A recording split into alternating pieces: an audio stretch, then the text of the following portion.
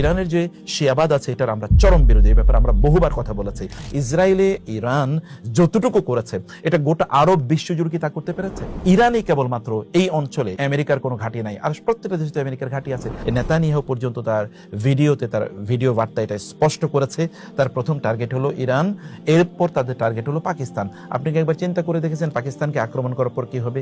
পাকিস্তানকে যখন আক্রমণ করবে তখন ইন্ডিয়া সেখানে ইনভলভ হয়ে যাবে, মানে মোদি সেখানে ইনভলভ হয়ে যাবে।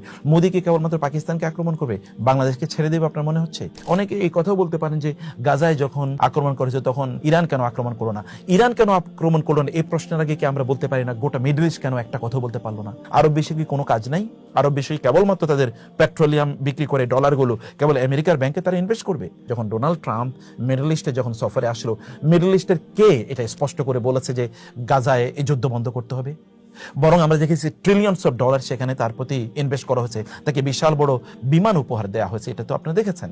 শুধু কি তাই, সেখানে মুসলিম নারীরা তাদের মাথাগুলো ঝুলিয়ে, তাদের চুলগুলো উন্মুক্ত করে, এখানে যুবতী নারীরা, সুন্দরী নারীরা, মেয়েরা, তারা কিভাবে তাকে স্বাগত জানিয়েছে।